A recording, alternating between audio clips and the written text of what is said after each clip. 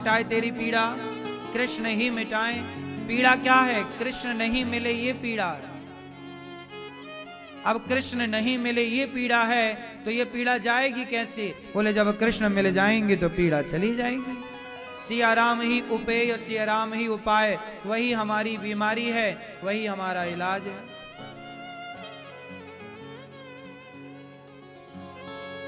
ऐसे गोपियां भगवान के प्रेम में व्याकुल हैं।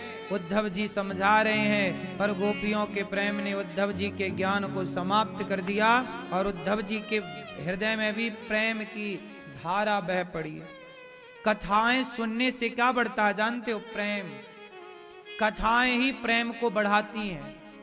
भगवान का दर्शन प्रेम को बढ़ाता है, इसलिए जब कथाएं सुनते हैं तो भगवान से प्रेम बढ़ता है और वही प्रेम भगवान से मिलाने में काम आता है।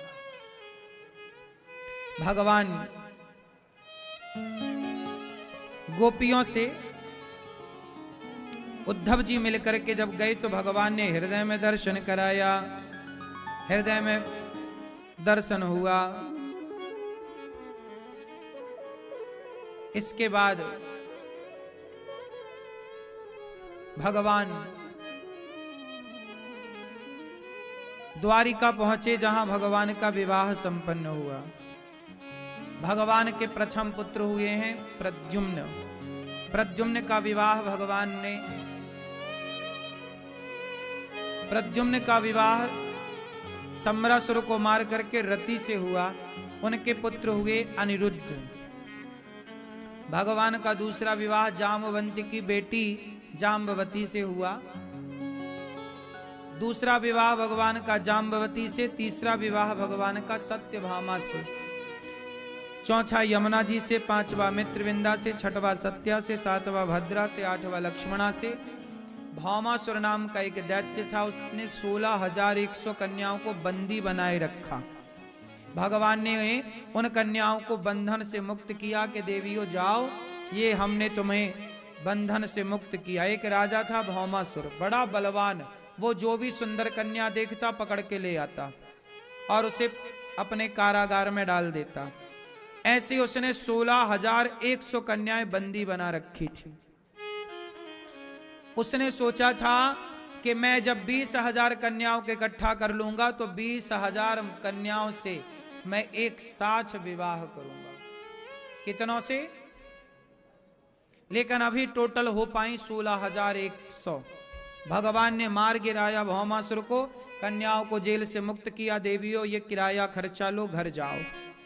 कन्याओं ने कहा प्रभु कहां जाएं, अब हमारा कौन है आपके सिवा?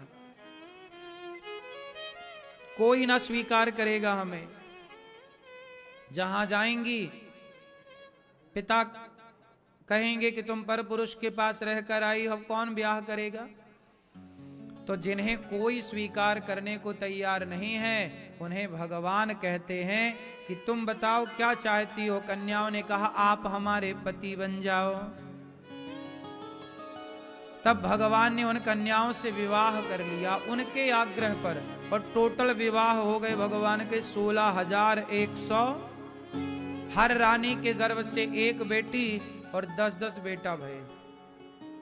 16,108 महल, 16,108 घर बनाए भगवान और बड़े प्रेम से रहते हैं। अच्छा ये बताओ भगवान ने इतने सारे विवाह क्यों किए? क्या जरूरत थी? क्यों?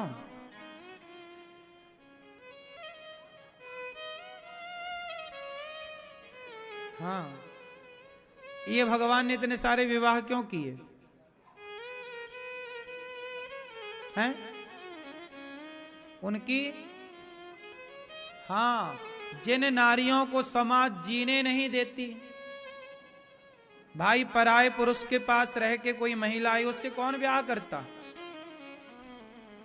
भामासुर ने तो बंदी बनाए रखा था ना कन्याओं को। तो जिन नारियों को समाज जीने ना देती उन नारियों को भगवान ने समाज में पत्नी बनाकर सम्मान से जीने का अधिकार दिया, पहला। दूसरा कारण, भगवान ने इतने सारे विवाह इसलिए किए क्योंकि ये सब उधारी थी पिछले जन्म की।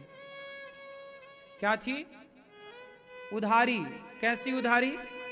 जब राम सीता जी से विवाह कर रहे थे तो जनकपुर की बहुत सखियों ने राम को जब देखा तो राम के देखकर सबके मन में ये हुआ, क्या कभी हमारे पति बनेंगे ये?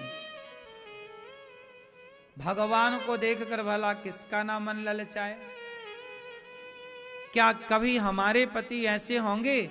तो जिन जिन ने राम को पति के रूप में उस जमाने में देखा, वो सब के सब भगवान राम ने कहा इस जन्म में तो नहीं सपना पूरा होगा आपका, पर आपकी इच्छा पूरी होगी द्वापर में। वो सभी को भगवान ने इस जन्म में गोपियां बनाए, इस जन्म में इन स्त्रियों के रूप में भेजा और सबसे विवाह करके उनके इच्छाओं को भगवान ने पूरा किया।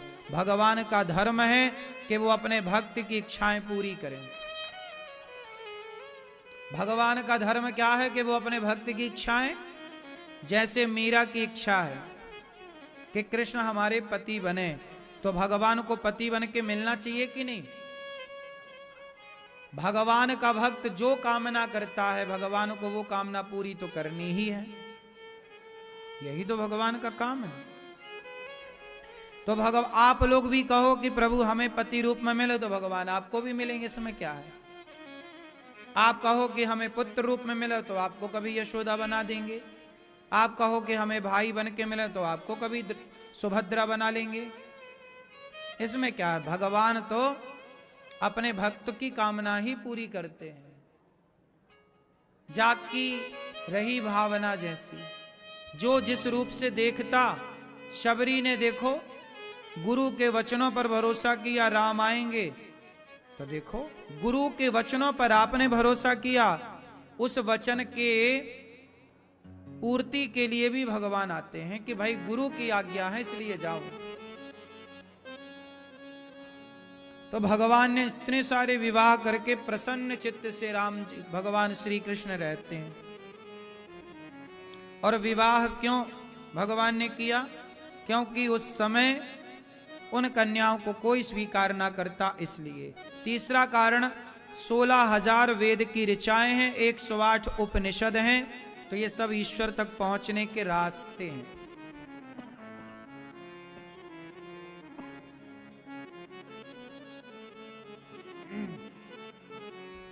इसलिए भगवान ने विवाह किया।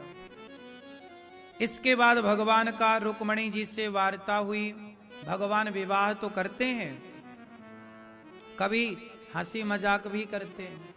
भगवान ने गृहस्थी बसाई, इसका मतलब ये नहीं कि वो हंसना ना जाने, मुस्कुराना ना जाने। इतने विवाह करने पर भी भगवान मुस्कुराए, और आप लोग एक विवाह करने के बाद भी हंसना मुस्कुराना भूल जाते हैं। शादी के पहले आप लोग हंसते थे जो हंसते थे, शादी के बाद तो फिर पता नहीं कहाँ मुस्कान चली गई, खोए खोए से रहते हैं आप। क्यों मैया? अरे मैया आपसे ही कह रहे हैं, हंसती हो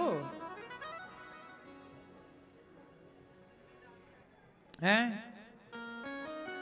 तो जिम्मेदारी का मतलब ये कि हम हंसना छोड़ दें। जिम्मेदारी मतलब ये हम हंसे ही ना। ऐसी कैसी जिम्मेदारी कि हंसना छोड़ दें? अरे हंसने के लिए तो भगवान ने भेजा, सन सजाओ, खूब हंसो, जिंदगी जियो। ऐसी कोई जिम्मेदारी मत लेना जिस जिम्मेदारी से आपके हंसने में पाबंदी लग जाए। जिंदगी जब तक है बिंदास हंसते मुस्कुराते गुजारो। क्यों? ऐसा कोई काम ना करो जिससे आपके हंसने पर ताला लग जाए। अरे हंसना जीवन की सबसे बड़ी सुंदरता है। आपकी प्रसन्नता ही तो आपकी सुंदरता है। आए ही संसार में मुस्कुराने।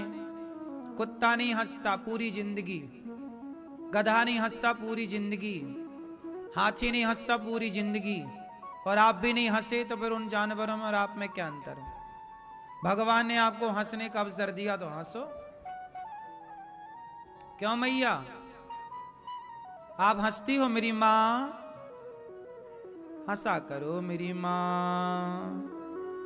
आप लोग हंसते हैं ना, अच्छे लगते हैं। पर बंदरों की तरह मुंह बनाया बैठे रहते फुलाए मुंह।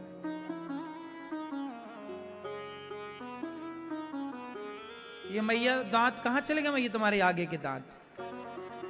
हाँ